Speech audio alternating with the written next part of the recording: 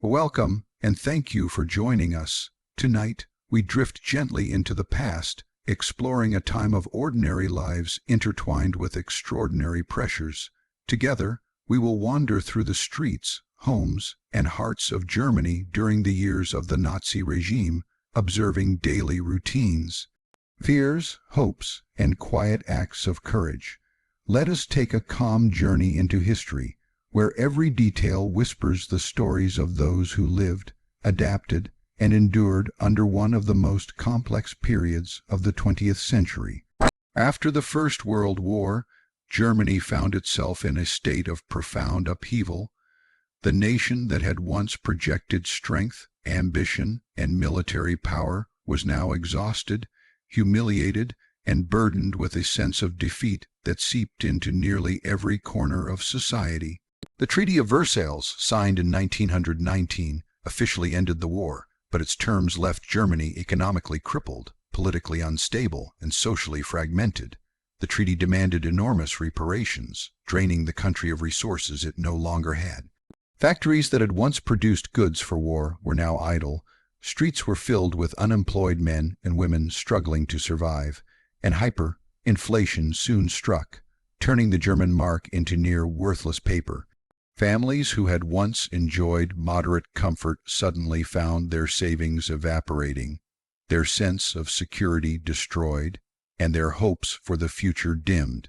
People whispered anxiously in towns and cities about the state of their country, discussing shortages, strikes, and the instability that seemed to be creeping into every aspect of life.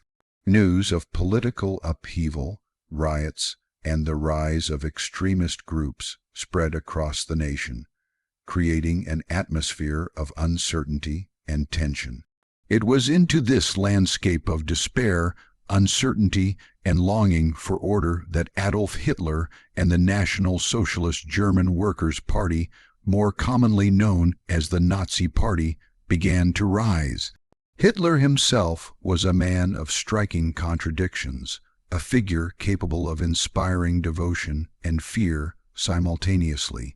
He had been a failed artist, a soldier in the First World War, and a man whose early life had been marked by disappointment and struggle.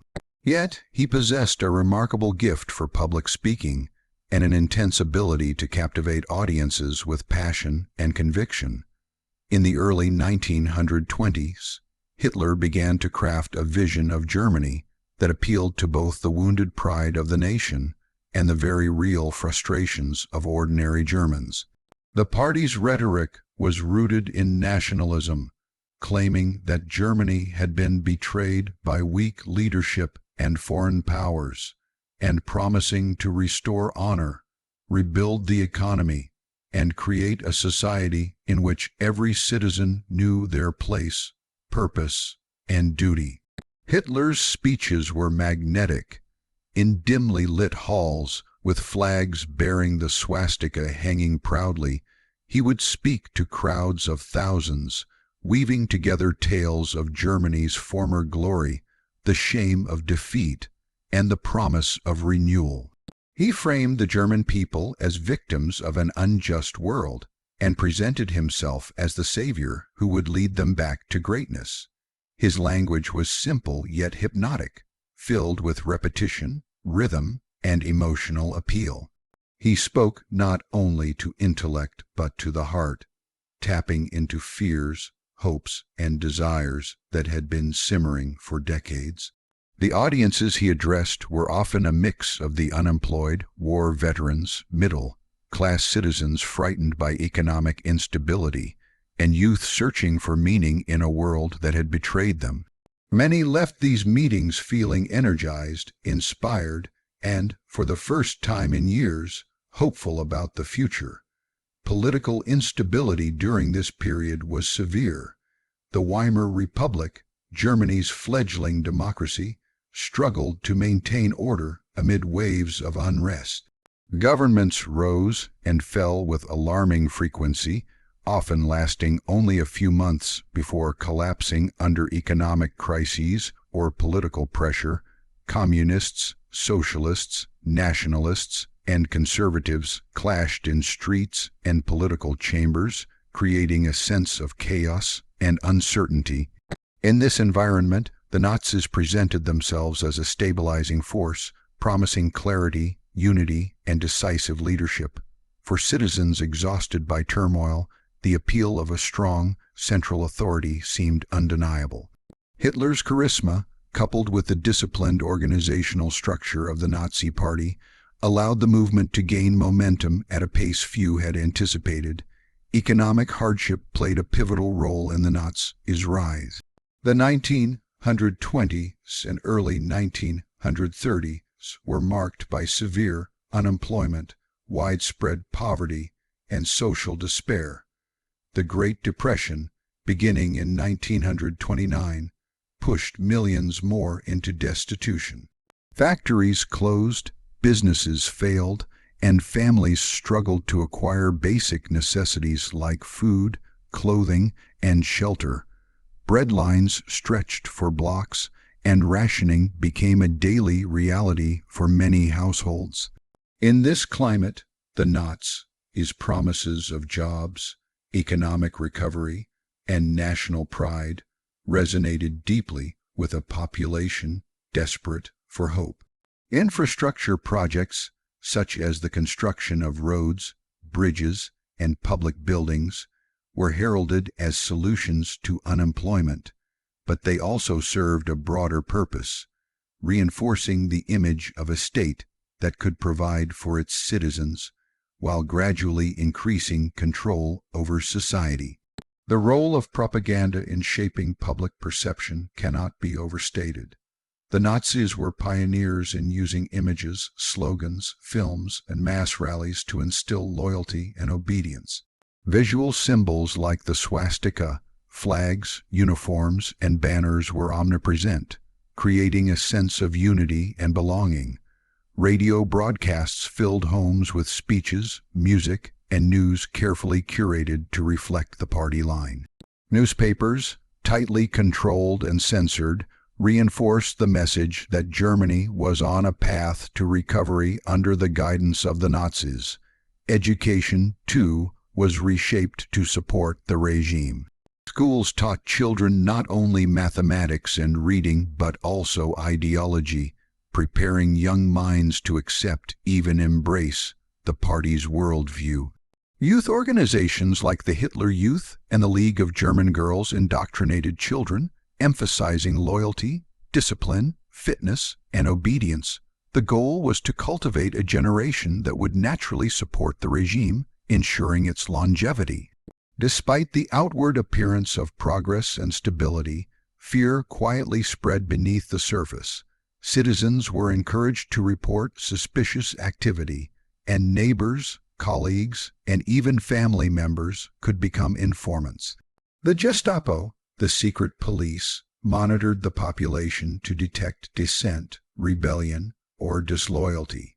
Freedom of speech, thought, and assembly was increasingly restricted, and political opponents were swiftly silenced through intimidation, imprisonment, or worse. Ordinary Germans, many of whom simply wished to survive and care for their families, found themselves navigating a world where conformity was not only encouraged but expected. By 1933, the Nazis had successfully consolidated power. Hitler was appointed chancellor, and within months, the Reichstag passed the Enabling Act, granting him near-dictatorial authority. The transformation of German society began in earnest. Laws, the economy, education, and culture were all reshaped to align with Nazi ideology. Citizens were presented with a version of normal life that seemed orderly, promising stability, jobs, and national pride.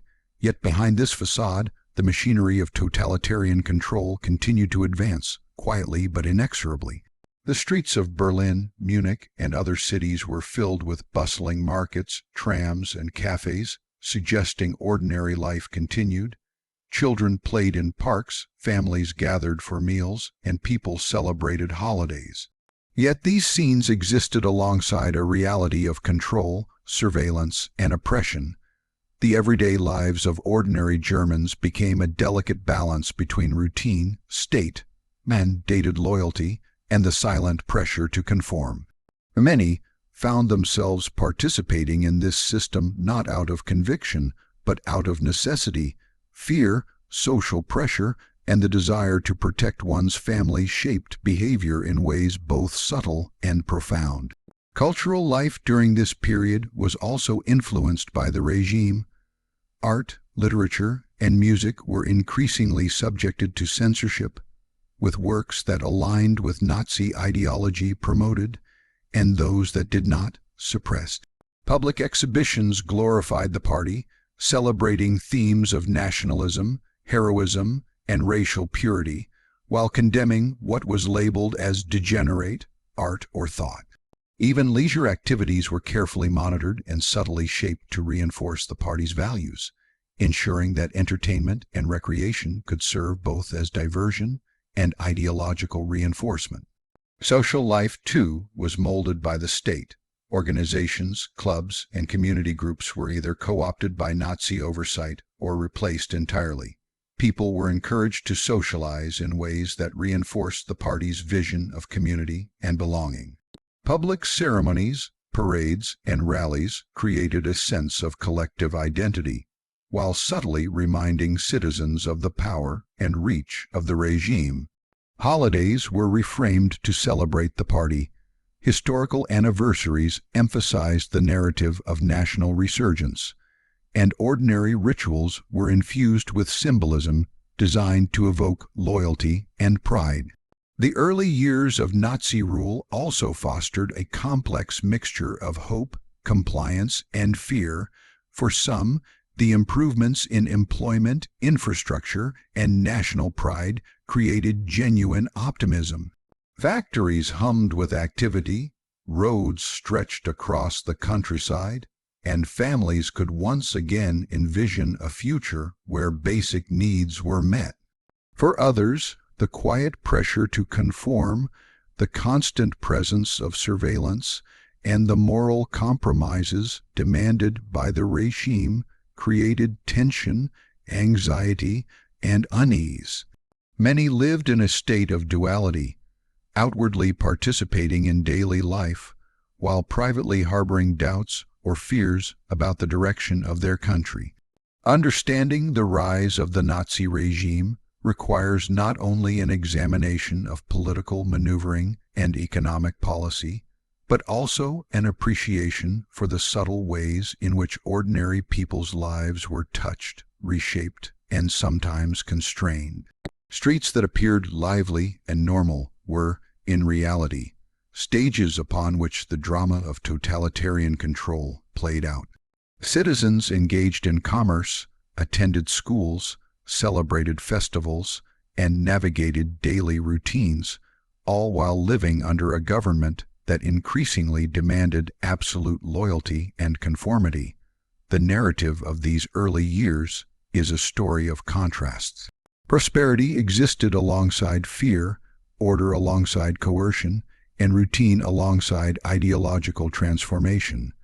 The rise of the regime was not simply a matter of political conquest or military might. It was also the slow and deliberate shaping of society, culture, and consciousness. By influencing how people thought, worked, learned, and interacted, the Nazis created a world in which their vision of Germany could flourish. For the ordinary citizen, this world was both ordinary and extraordinary. Markets were open, cafes bustling, and streets full of life. Yet beneath this veneer, the mechanisms of control, surveillance, and ideological indoctrination continued to spread. People adapted, negotiated, and sometimes resisted in small ways, navigating a society that demanded both participation and silence. The rise of the Nazi regime, therefore, cannot be understood solely in terms of policies or leaders. It is a story of the human experience, of how fear, hope, ambition, and conformity intersected in the lives of everyday Germans. In the end, these early years set the stage for the dramatic and often terrifying transformations that would follow. The apparent normalcy of daily life masked a deeper reality, one in which the state increasingly controlled thought, behavior, and opportunity. Citizens experienced both tangible improvements and moral compromises, navigating a world where the boundaries between safety, obedience, and complicity were constantly shifting. By looking closely at these experiences, we gain a deeper understanding of the complex tapestry of life in Nazi Germany, of how a society could be reshaped by fear, ambition, and ideology, and of the ordinary lives caught in the currents of history. For ordinary Germans in the 1930s and early 1940s, life was a mixture of routine, community, and the subtle yet constant influence of the Nazi regime. The world outside might have appeared orderly and familiar, children playing in streets, markets bustling with merchants, and families gathering for meals. Yet beneath this surface, daily existence was deeply intertwined with the growing influence of propaganda, social expectation, and the pressure to conform to the ideals of the state. For many families, survival meant more than just food and shelter. It also meant carefully navigating the increasingly controlled society in which they lived. Children's lives were among the most profoundly shaped by the regime. From a very young age, they were introduced to the principles of loyalty, discipline, and obedience. Schools became not only centers of education, but also instruments of indoctrination. Lessons on mathematics, reading, and science were interwoven with teachings about the greatness of the German nation, the virtues of hard work, and the ideals of the Führer. Teachers often acted as enforcers of ideological conformity, subtly shaping children's understanding of right and wrong, of who belonged and who did not. Outside the classroom, youth organizations such as the Hitler Youth for Boys and the League of German Girls for Girls were designed to reinforce these lessons. Activities focused on physical fitness, military drills, camping, and group discipline, all under the watchful eye of party leaders. Participation was encouraged, if not expected, as membership signified loyalty to the state and connection to a wider national community. For adults, daily life involved the interplay between work, family, and social participation, all influenced by the state's growing presence. Employment varied widely depending on occupation, location, and social class, but the Nazis' early economic policies created new opportunities for many. Factories, offices, farms, and construction sites employed thousands, aided by ambitious public works projects such as the construction of the Autobahn, bridges, and public buildings. For workers, routine became a mixture of labor, camaraderie with colleagues, and the implicit understanding that the state monitored their productivity, loyalty, and social behavior. Factories and offices were increasingly infused with ideological messaging. Posters decorated walls, urging workers to contribute to the nation, glorifying the Führer, or emphasizing the importance of efficiency and obedience. Even mundane tasks, like stamping documents or assembling machinery, took place in an environment saturated with reminders of the state's presence. In the home, the rhythms of family life continued, but they were increasingly shaped by external pressures. Mothers and fathers navigated raising children who were being actively indoctrinated at school and in youth organizations. Families listened to radio broadcasts that filled rooms with patriotic music, speeches, and carefully curated news.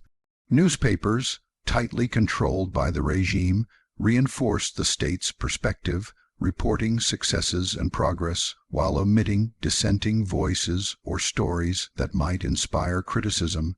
Everyday conversation, even in private, became cautious.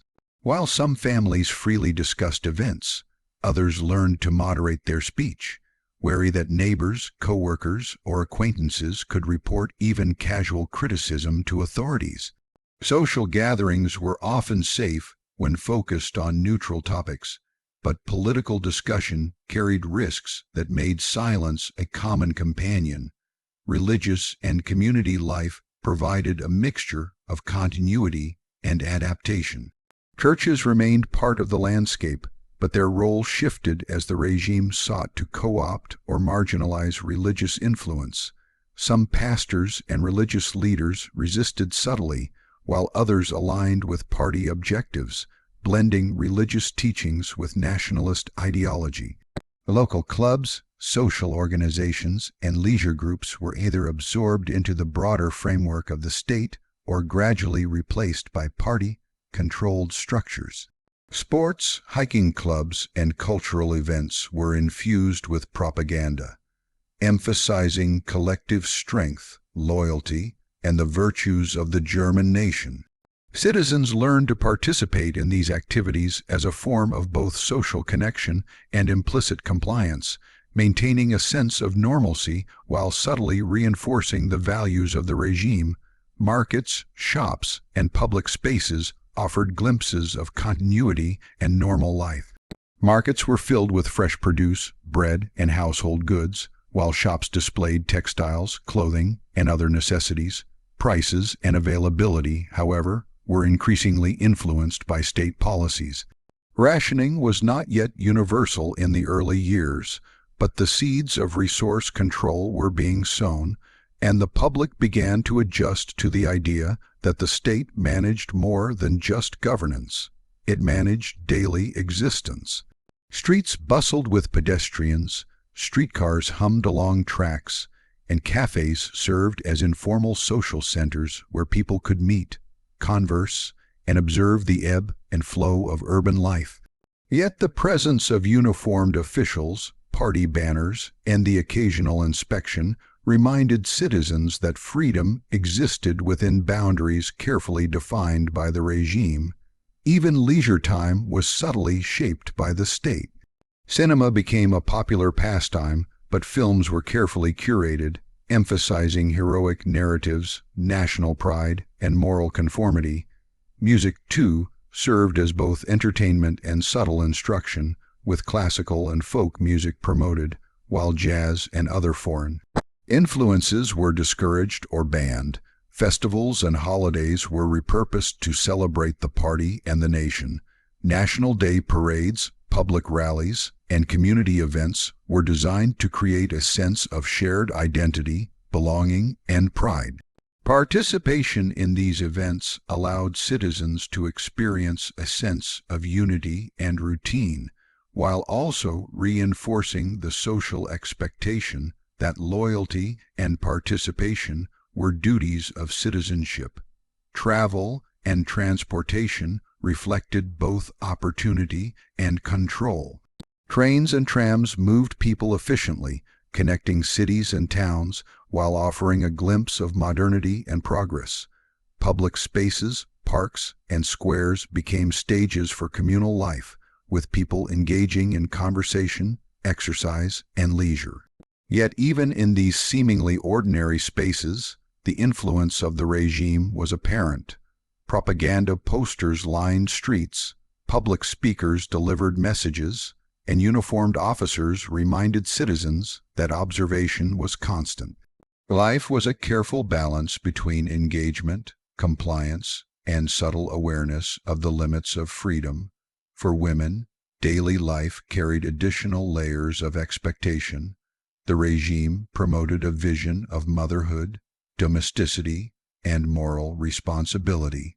Women were encouraged to focus on family, raising children in accordance with state ideals, and supporting their husbands' roles as workers and soldiers. Simultaneously, the needs of the economy required women to take active roles in factories, offices, and hospitals. This dual expectation created a complex reality in which women balanced personal, familial, and societal responsibilities, often navigating competing demands while subtly adapting to the pressures of an increasingly controlled society. As the 1930s progressed, the subtle pressures of conformity, fear, and loyalty became increasingly entwined with everyday life. social interaction, work, leisure, and family routines all carried implicit and explicit expectations. Ordinary Germans learned to read the signs, navigate the boundaries, and adapt to the world around them. Silence became a strategy, compromise a necessity, and cautious participation a form of survival. While some embraced the apparent stability, others experienced a quiet unease, recognizing the tension between outward normalcy and the moral compromises demanded by the regime. In rural areas, life had its own rhythms and adaptations. Farming communities were influenced by the same ideological messaging, though often at a slower pace. Agricultural policies, subsidies, and programs encouraged productivity and loyalty, while also shaping social norms and expectations. Farmers adapted to changing market conditions, state mandates, and propaganda, integrating the ideals of the regime into daily routines without fully abandoning long-standing traditions. Even in remote villages, children joined youth organizations, local officials reinforced party messages, and families balanced work, community life, and subtle awareness of the new social order. For all Germans, the early years under the Nazi regime were marked by a complex mixture of continuity and change. Streets were lively, families gathered, and life carried on, but every aspect of daily existence was subtly shaped by ideology, expectation, and surveillance. People found ways to maintain a sense of normalcy while navigating the pressures of conformity. The mundane and the extraordinary coexisted, creating a society in which ordinary life and totalitarian control were intertwined in ways both visible and invisible. The everyday experiences of Germans during this period reveal not only the adaptability of individuals, but also the profound impact of a regime that sought to shape thought, behavior, and morality. Citizens learned to participate in rituals, attend schools and work faithfully, engage in social life, and maintain routines, all while balancing the subtle pressures of obedience and awareness of the consequences of dissent. Daily life became a complex dance in which the ordinary rhythms of family, work, and community were infused with the presence of an ever-watchful state. Understanding this period requires a careful appreciation of the ways in which normalcy was crafted, maintained, and reinforced. Life for the average German was a series of choices and adaptations in which small gestures, cautious speech, and routine compliance allowed people to survive, maintain dignity, and protect their families. At the same time, the regime's influence extended into nearly every corner of society, ensuring that loyalty, observation, and subtle enforcement were part of the fabric of everyday life. By exploring the details of daily existence, schools, workplaces, family life, social gatherings, markets, leisure activities, and rural routines, we gain insight into the lived experiences of ordinary Germans. This perspective allows us to understand not only the mechanisms of control, but also the human responses to fear, expectation, and opportunity. It is in these details, in the mundane rhythms of daily life, that the story of early Nazi Germany becomes most vivid, revealing a society that was at once ordinary, complex, and profoundly shaped by the pressures of ideology, loyalty, and conformity. In Nazi Germany, propaganda was not merely a tool of communication. It was a carefully designed instrument of control, shaping the thoughts, emotions, and behaviors of millions of people. It reached into nearly every aspect of daily life, from the classroom to the workplace, from the home to public streets, and even into the smallest villages. The regime understood that to maintain power, it was not enough to control laws or the military.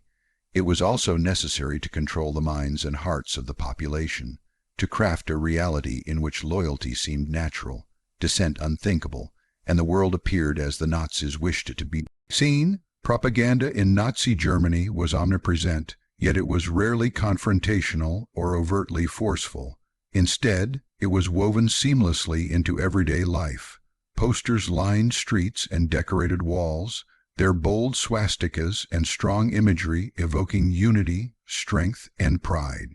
These images were simple yet powerful, often depicting heroic soldiers, idealized families, or scenes of rural and industrial productivity. In homes, radios, known as Volksempfänger, or people's receivers, broadcast speeches, music, and news directly into living rooms. The radio became a subtle teacher, reinforcing the narratives of national greatness, the importance of obedience, and the necessity of loyalty to the Führer. Families gathered around these devices, sometimes unaware of how deeply the messages were shaping perception and opinion. Film and theater were equally instrumental in reinforcing Nazi ideals. The regime understood that stories, when told visually and emotionally, could influence attitudes far more effectively than laws or speeches alone. Movies were produced that glorified soldiers, portrayed the German nation as resilient and just, and depicted enemies of the state, both external and internal, as threatening and immoral. Even entertainment, which might have seemed apolitical on the surface, was subtly infused with ideological content. Audiences laughed, cried, and engaged with stories that quietly reinforced the world the state wanted them to adopt. Education was another critical avenue for propaganda. From the earliest years, children were immersed in a curriculum designed to teach not only arithmetic, reading, and writing, but also loyalty, obedience, and nationalist ideology. Textbooks emphasized the greatness of the German past, the heroism of soldiers, and the dangers posed by foreigners, communists, and Jews. Teachers were often closely monitored, expected to uphold party lines, and ensure that lessons did not deviate from approved narratives. In addition, youth organizations like the Hitler Youth and the League of German Girls provided structured environments where ideology was reinforced through exercise, drills, group discipline, and shared rituals. Children were encouraged to internalize these values, often before they were old enough to question them, creating a generation whose understanding of the world was shaped by the lens of the state. Propaganda also shaped adult perception of morality, belonging, and loyalty. Newspapers, magazines, and leaflets promoted the successes of the regime, highlighting job creation, infrastructure projects, and cultural achievements. Stories of crime, dissent, or political opposition were either omitted or reframed to serve the state's goals. Citizens came to see the world through the narratives carefully crafted for them, understanding reality not as it objectively was, but as the state defined it. Even simple acts of daily life, such as participating in a public parade, attending a community meeting, or displaying a flag outside one's home, became subtle affirmations of loyalty and ideological alignment. The Nazi regime was especially skilled at manipulating symbols and rituals to evoke emotion and create a sense of unity. Public rallies were theatrical in scale and precision, featuring marching soldiers, synchronized movements of youth groups, and speeches delivered with intense passion. The crowds at these rallies experienced a kind of collective euphoria, a sense of belonging and shared purpose that was carefully orchestrated. For many, attending a rally was both a social experience and a demonstration of civic duty, reinforcing the sense that participation was not only expected but natural. Even the smallest details, the waving of flags, the chanting of slogans, the uniformity of clothing, were designed to evoke psychological responses, instilling pride, excitement, and loyalty. Visual propaganda also targeted prejudices and fears, reinforcing the regime's darker objectives. Jews, Romani people, disabled individuals, and political opponents were depicted as threats to the nation, to family life, and to moral order.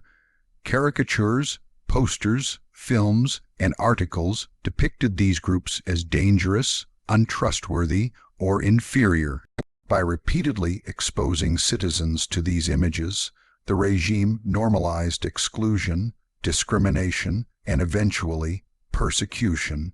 Ordinary people, many of whom had lived in diverse and integrated communities, were subtly encouraged to accept cruelty as justified, to see it as necessary for the preservation of the nation. This normalization of prejudice was one of the most insidious aspects of propaganda, shaping not only public opinion but also private attitudes, conversations, and behaviors. Even architecture and urban design played a role in propaganda. Buildings, monuments, and public spaces were designed to convey power, permanence, and unity. Large government buildings, military parades, and public squares created a physical manifestation of the state's authority, reminding citizens that the regime was both omnipresent and enduring. The built environment itself became a subtle teacher, reinforcing ideas of order, hierarchy, and control. Citizens who walked through cities filled with imposing monuments and orderly streets absorbed messages about strength, discipline, and loyalty without consciously realizing it. Music and the arts were similarly co-opted. Classical German composers were celebrated, while jazz, modernist art, and works considered degenerate were suppressed or banned. The regime understood that culture could shape identity, emotion, and thought. By controlling what people heard, saw, and celebrated, the state influenced both public taste and private perception.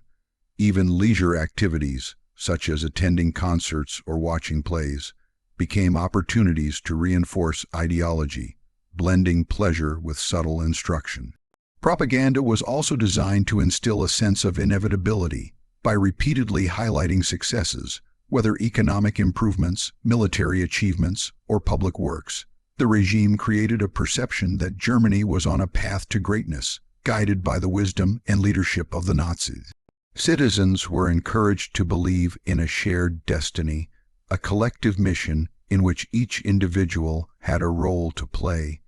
This sense of purpose made obedience feel natural, while dissent felt both unnecessary and dangerous. At the same time, the regime understood the value of fear as a complement to persuasion.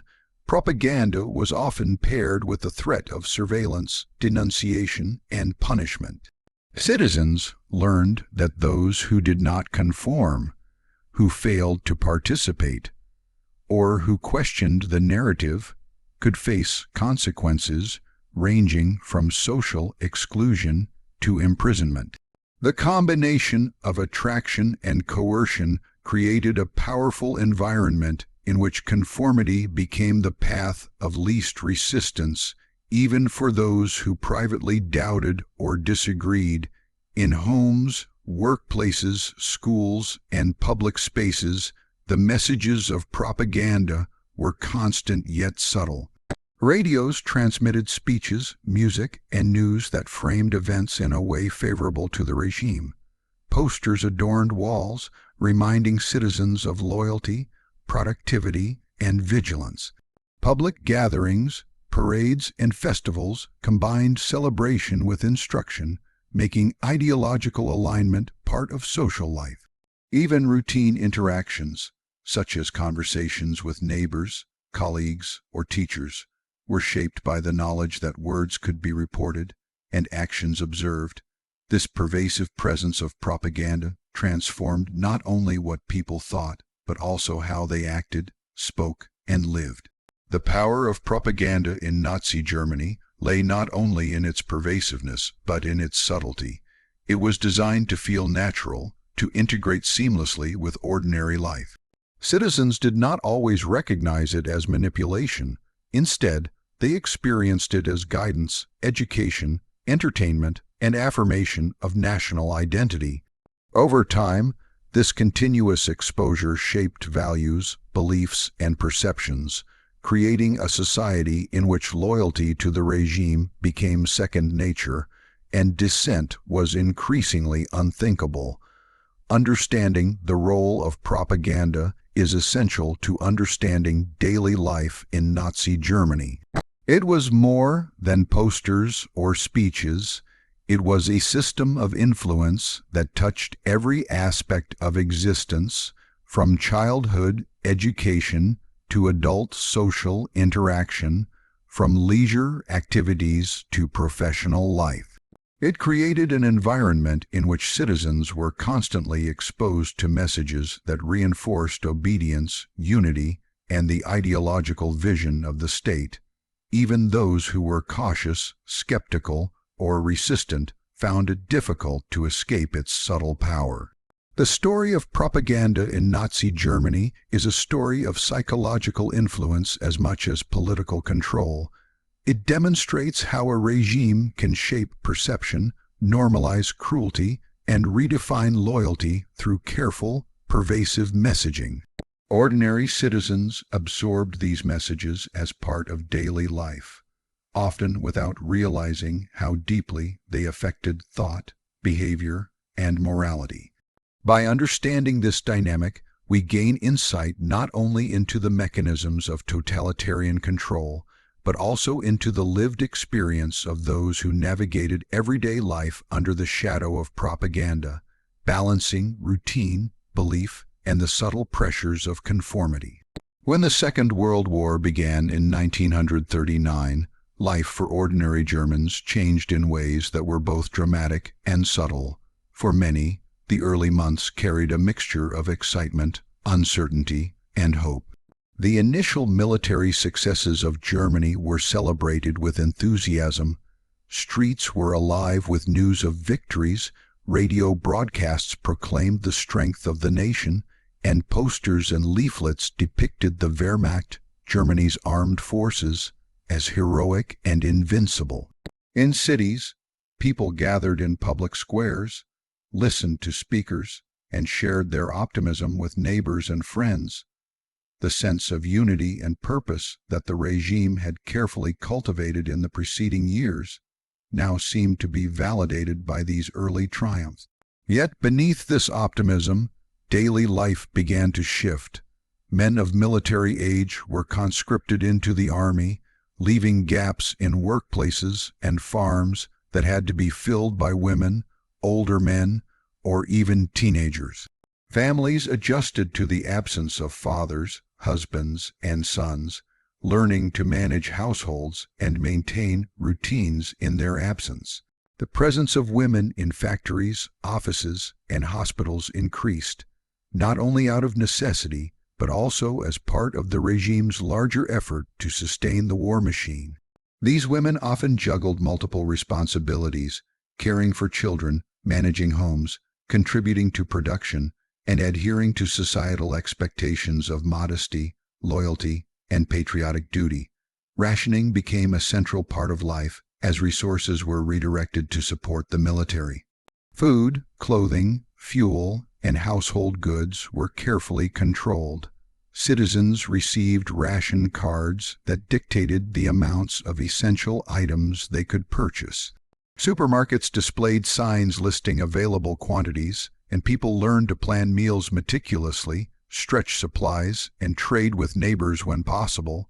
Ordinary tasks such as preparing breakfast or packing school lunches became exercises in creativity and resourcefulness. Families learned to appreciate small comforts and adapt to scarcity, finding ways to maintain dignity and routine despite the growing restrictions. Air raids, particularly later in the war, introduced an element of fear that could reach even the most mundane corners of daily life. In cities such as Berlin, Hamburg, and Dresden, the wailing of sirens became a familiar sound, signaling that families must seek shelter. Basements, bomb shelters, and reinforced rooms became temporary homes as people huddled together, listening to the distant roar and occasional shock waves of explosions. Children were taught drills to react quickly, identifying safe routes and understanding basic precautions. Adults balanced the anxiety of potential destruction with the need to continue daily life, maintain work, and care for children and elderly relatives. The rhythm of the city changed, but the outward appearance of normal life persisted, creating a strange coexistence of fear and routine. Education adapted to the wartime context. Schools emphasized not only academic subjects, but also practical knowledge related to the war effort. Children learned to identify aircraft, understand basic first aid, and participate in exercises designed to prepare them for potential emergencies. They memorized patriotic slogans, engaged in group drills, and attended ceremonies that reinforced the ideals of loyalty, courage, and service to the nation. Youth organizations continued their activities with an intensified focus on war preparedness, teaching survival skills, discipline, and the importance of contributing to the collective effort. Even play and leisure were structured to serve the dual purpose of enjoyment and instruction, blending normal childhood experiences with subtle indoctrination. The social fabric of communities also shifted. Neighbors, friends, and extended families often relied on each other more than before. With men away at the front, women, children, and the elderly created networks of support, sharing resources, information, and encouragement. Community centers, churches, and local organizations served as hubs for mutual assistance, though they remained under careful observation by authorities. Public gatherings, whether for work, leisure, or celebration, now carried the dual purpose of maintaining morale and demonstrating compliance with wartime expectations. Propaganda adapted to the wartime context as well. Media emphasized heroism, sacrifice, and national unity. Radio broadcasts reported on victories, films portrayed the courage of soldiers, and newspapers glorified acts of bravery and loyalty. At the same time, news of setbacks or civilian suffering was downplayed or reframed to maintain the perception of an unstoppable national effort. Families absorbed these messages alongside the realities they experienced: scarcity, absence of loved ones, and the fear of air raids, creating a tension between perception and experience that shaped everyday life in profound ways. Despite the omnipresence of propaganda and the routine of daily life, fear and uncertainty became constant companions. Many Germans quietly worried about the fate of family members at the front, the safety of loved ones in bombed cities, or the stability of their communities under the strain of war. Stories circulated about soldiers' experiences, shortages, and the increasing hardship faced by occupied territories. These realities were often tempered by optimism, hope, and the desire to maintain social cohesion, creating a delicate balance between resilience and anxiety. Even simple aspects of daily existence, such as shopping or preparing meals, were influenced by the war. Households learned to substitute ingredients, preserve food for longer periods, and make do with less. Clothing, soap, and other essentials were rationed, and people adapted to scarcity with creativity and patience. Public services such as transportation, healthcare, and utilities were strained by war demands, requiring citizens to adjust expectations and routines. Despite these challenges, communities found ways to maintain traditions, celebrate holidays, and support one another, preserving a sense of continuity even amid upheaval. For children, the war introduced both excitement and disruption. They were aware of the absence of fathers and older brothers, the changes in school routines, and the increased presence of drills and preparation. Yet they also experienced a sense of purpose, taught that their actions contributed to the larger effort. The combination of fear, responsibility, and socialization created a unique environment in which childhood and wartime reality existed side by side. Play continued, friendships endured, and rituals of family life persisted, but always under the shadow of uncertainty. Workplaces, too, reflected both continuity and adaptation. Factories, farms, and offices became more tightly organized to meet the demands of the war. Production quotas, labor schedules, and efficiency requirements were emphasized, while managers and supervisors monitored adherence to both productivity standards and ideological expectations. Citizens navigated these environments by balancing compliance, personal initiative, and social awareness.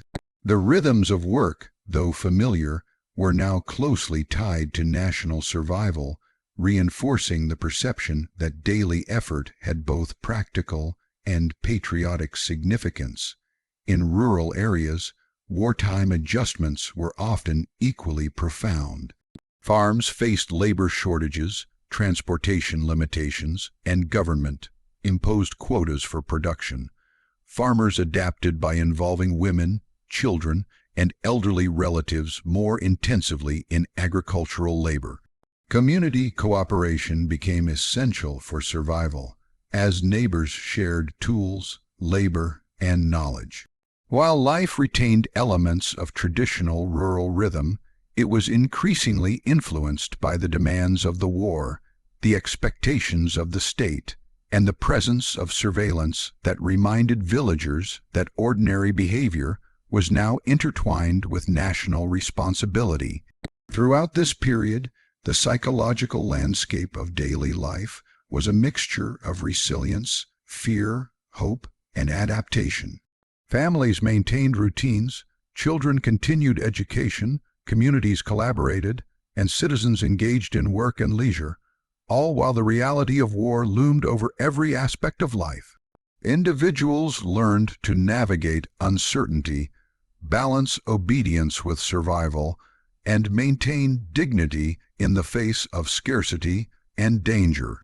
In doing so, they created a form of normalcy that coexisted with extraordinary circumstances, adapting to a world in which daily life was inseparable from the demands, expectations, and dangers of wartime Germany. Understanding life during the war years requires attention not only to events on the battlefield or the policies of the state, but to the lived experience of ordinary people. Their routines, relationships, and adaptations reveal the resilience of the human spirit in times of upheaval. They illustrate how daily life can persist, even thrive in small ways, under conditions of scarcity, fear, and ideological pressure.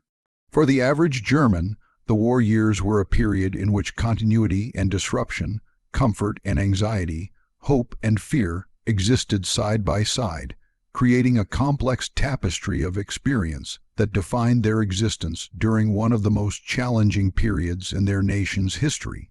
Even as the war dragged on and hardships intensified, Germans learned to maintain social cohesion, care for family members, and adapt to evolving conditions.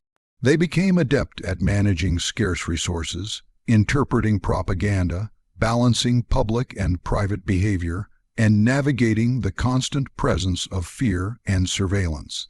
Daily life was simultaneously ordinary and extraordinary, routine and precarious, illustrating how human beings can preserve a sense of continuity and community even amid the pressures of a society at war. By exploring the details of life during wartime, the absence of men, the expansion of women's roles, rationing, education, work, leisure, and community cooperation, we gain insight into the lived experience of ordinary Germans. These experiences reveal not only the challenges of adaptation and survival, but also the ways in which ideology, propaganda, and social expectation shaped behavior, thought, and morality. Life during the war years was a delicate balance, a mixture of resilience and conformity, fear and hope, continuity and disruption, and it is in this balance that the story of everyday Germans comes vividly to life. Even in a society where daily routines seemed orderly and life appeared normal, fear was a quiet but constant companion for ordinary Germans. By the mid-war years, the consequences of dissent or nonconformity were starkly clear. The Gestapo, the secret police, and other branches of the state's surveillance network operated with precision and vigilance, monitoring citizens for signs of disloyalty, rebellion, or behavior that deviated from the party line. Neighbors, colleagues, and even family members could report suspicious behavior. Sometimes these reports were motivated by genuine concern, other times they were acts of self-preservation, jealousy, or opportunism. In this environment, ordinary interactions carried weight, conversations were measured, and silence became a strategy for survival. Fear was never always loud or overt. It was woven into the fabric of daily life, shaping decisions and guiding behavior in ways that were often subconscious. Yet, even in such a climate, resistance persisted, quietly and subtly. Ordinary Germans found ways to oppose the regime without exposing themselves to extreme risk. Some families hid Jews, Romani individuals, or political dissidents in attics, basements, or outbuildings, providing food, shelter, and protection. Others listened secretly to foreign radio broadcasts, gaining knowledge of the wider world and the progress of the war beyond the controlled narratives of Nazi propaganda. Small acts of defiance, distributing leaflets, helping prisoners, or forging documents, were carried out cautiously and often anonymously. These gestures were not grand rebellions. They were careful, deliberate, and dangerous acts of conscience, undertaken with the awareness that discovery could lead to imprisonment, deportation, or death. The psychological burden of resistance was immense. Families and individuals who engaged in clandestine activity constantly balanced fear and hope, risk and morality. Every day carried the weight of potential exposure, and ordinary interactions required constant vigilance. A casual comment, a glance, or a misplaced letter could have fatal consequences. For many, the act of resisting was a silent, invisible battle, one fought not on the streets or in armies, but in homes, alleys, and workshops, where courage and conscience were tested in quiet, unobserved ways. Even for those who did not actively resist, fear shaped everyday life. People became attuned to nuance, reading gestures, expressions, and phrases for signs of danger or suspicion. Social interactions were carefully calibrated. Criticism of the regime, even in jest, was rare.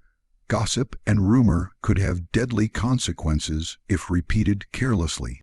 Citizens learned to navigate a delicate balance, outwardly participating in routine, work, and social life, while privately questioning, doubting, or even fearing the system they were compelled to obey.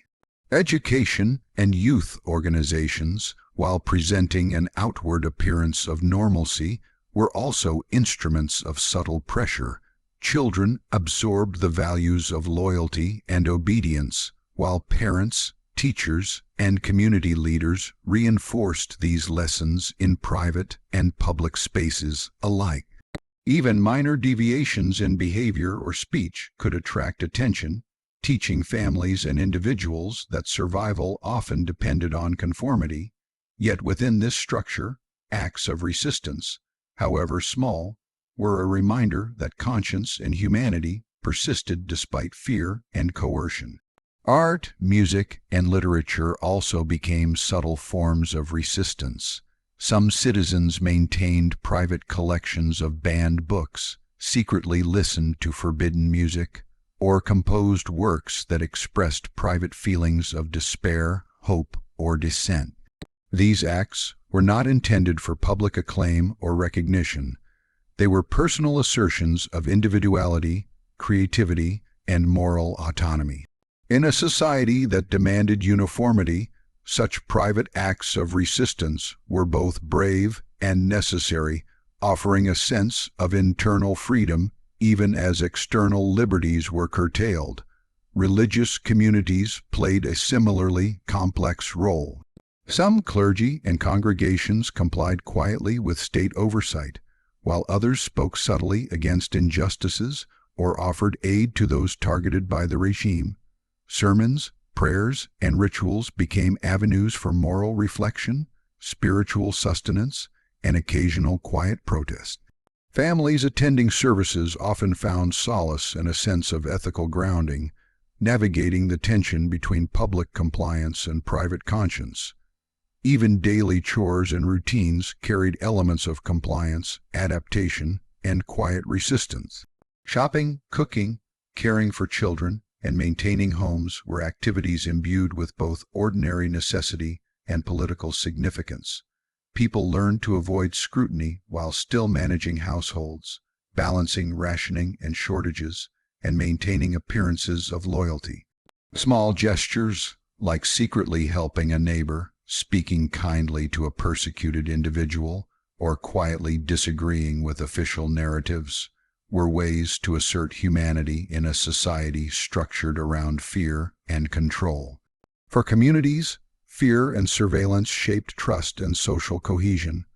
Relationships were often calibrated, friendships tested, and social networks carefully managed.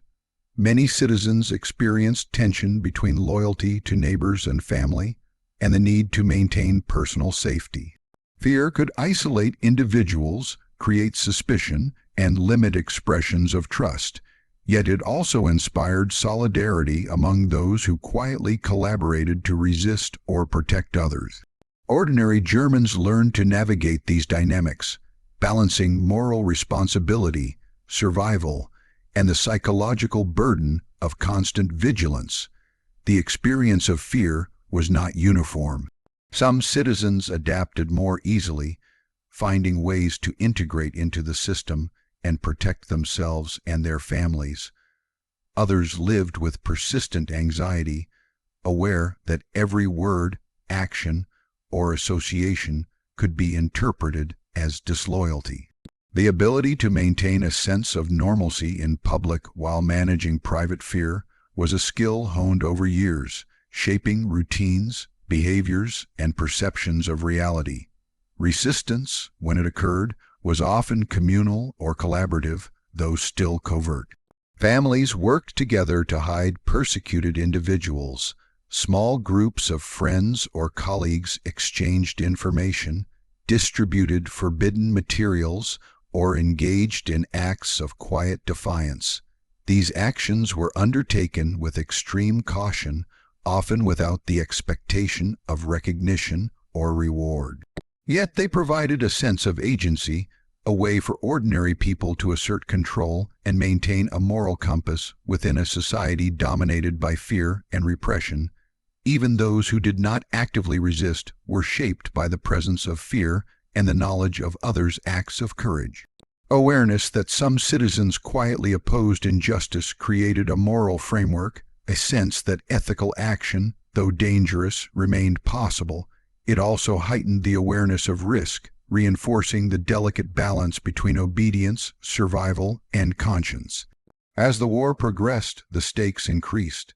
Air raids intensified, shortages deepened, and the consequences of dissent became more immediate.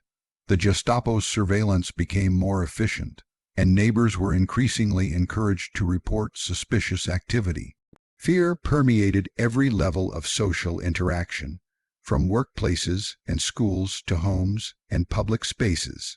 Yet even under these conditions, acts of quiet resistance, solidarity, and moral courage persisted, demonstrating the resilience of human conscience and the capacity for ethical action in the most constrained circumstances.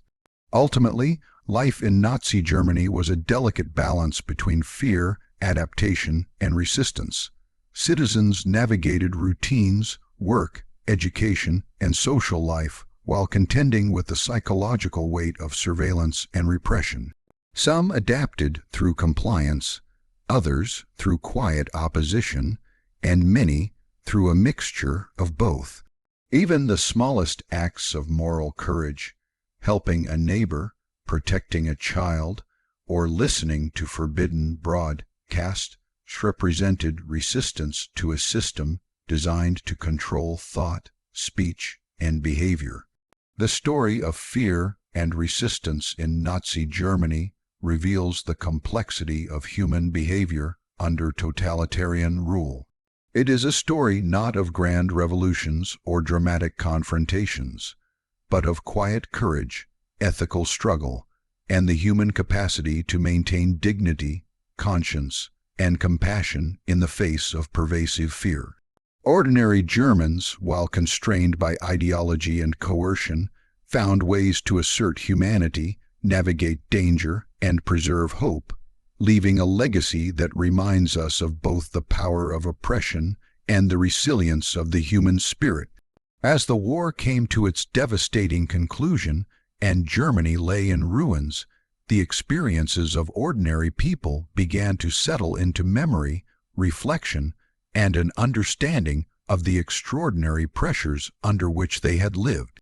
Life under the Nazi regime had been a mixture of ordinary routines and extraordinary demands, of moments of joy and profound fear, of daily work and subtle acts of courage. Reflecting on this period reveals a society that was shaped as much by human resilience and adaptation as it was by ideology, control, and coercion. Citizens had navigated a world in which normal life and totalitarian control existed side by side. Streets had been bustling with markets, cafes, and public events, while simultaneously filled with reminders of surveillance, loyalty, and expectation. Families had raised children in classrooms infused with ideology, while teaching them quietly about kindness, morality, and conscience in ways the state could not control. Workplaces had produced goods for the nation and the war effort, even as individuals found ways to maintain dignity, autonomy, and ethical conduct. The duality of ordinary life and extraordinary pressure shaped a unique human experience. People adapted to scarcity, uncertainty, and fear, learning to find small joys and comfort even in the midst of hardship. Birthdays, holidays, and daily meals became opportunities for family connection, laughter, and continuity, despite the backdrop of rationing, air raids, and absence of loved ones. Play, music, and cultural expression persisted in homes and communities, blending resilience with the ongoing demands of survival. Reflecting on fear reveals not only the oppressive mechanisms of the state, but also the subtle ways in which human conscience persisted. The knowledge that one could be watched, reported, or punished did not eliminate moral reasoning. Many individuals found quiet ways to resist, protect, and preserve humanity, small gestures of courage that carried profound significance. The act of hiding someone, sharing forbidden knowledge, or even maintaining private thought became an assertion of individuality and ethics. These acts remind us that even in the most constrained circumstances, human beings are capable of empathy, courage, and moral reflection. Propaganda, which had saturated the environment, shaped perception in ways that were both conscious and unconscious. Citizens learned to navigate a reality in which truth and narrative were controlled, carefully separating personal observation from official messaging. Many adapted by trusting what could be seen, shared, and experienced personally, while others internalized state narratives more fully. Over time, the combination of media, education, and social expectation influenced behavior, loyalty, and thought in ways that were deeply embedded in everyday life.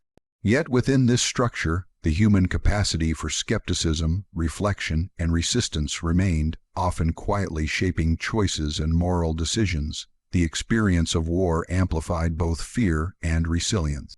Families had endured absence, rationing, air raids, and loss. Communities had adapted to shortages, reorganized labor, and cared for one another under immense pressure.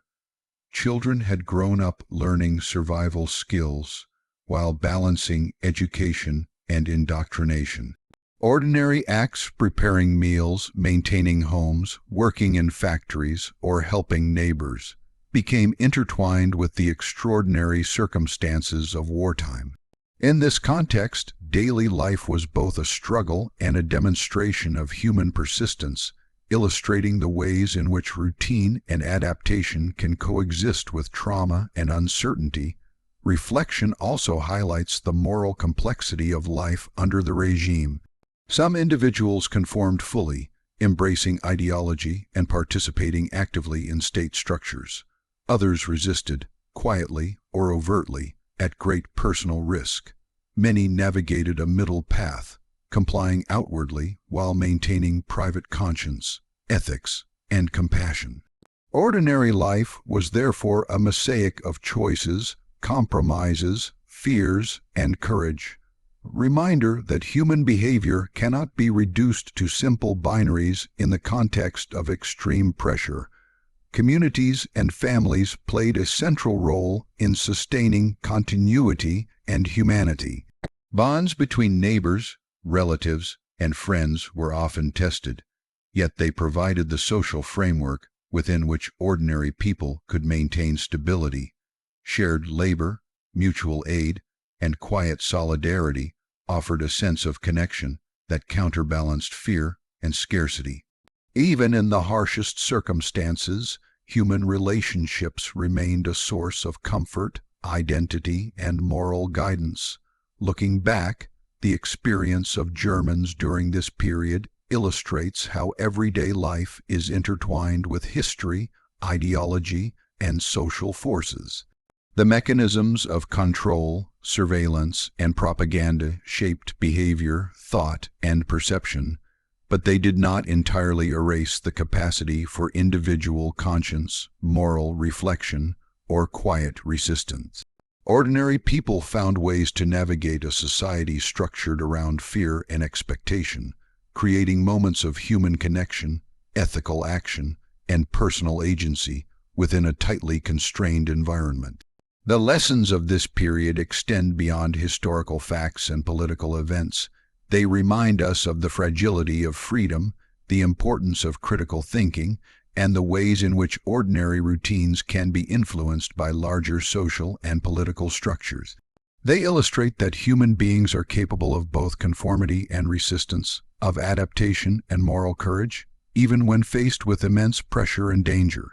Daily life under the Nazi regime was therefore not only a story of control and oppression, but also of human resilience, adaptation, and quiet heroism. Even in the aftermath, as cities lay in rubble and families struggled to rebuild, memories of life under the regime persisted. Citizens carried the weight of experience, the knowledge of fear, scarcity, and moral compromise, alongside moments of kindness, courage, and human connection. Reflection on this period allows us to appreciate the ordinary lives that persisted amidst extraordinary conditions, the small acts of conscience that endured despite overwhelming pressure, and the resilience of human communities in the face of fear and upheaval. Ultimately, life in Nazi Germany was a complex tapestry of ordinary existence, ideological influence, fear, resistance, and human adaptation. It was a society in which routine and extraordinary circumstance existed side by side, where the rhythms of family, work, and community were constantly shaped by external pressures. Yet within this framework, ordinary people found ways to maintain dignity, assert morality, and preserve human connection. Their experiences offer a window into the capacity of individuals to navigate extreme conditions, adapt creatively to new realities, and assert humanity quietly in a world dominated by ideology and fear. Reflecting on this period encourages empathy, understanding, and historical awareness. It reminds us that history is not only composed of leaders, battles, and policies, but also of ordinary people navigating their lives, making moral choices, and finding ways to endure. Life under Nazi rule was shaped by control, propaganda, and fear, yet it was also defined by the resilience of everyday existence, the quiet persistence of family, community, and conscience. It is in these ordinary experiences, lived amidst extraordinary pressures, that the human story of Nazi Germany becomes most vivid and instructive. Even as we recount these stories calmly for reflection or sleep, it is important to remember the weight of history, the moral challenges, the human cost, and the enduring lessons for society today. The experiences of ordinary Germans remind us of the power of resilience, the subtlety of influence, and the enduring strength of conscience, connection, and humanity, even in the darkest of times.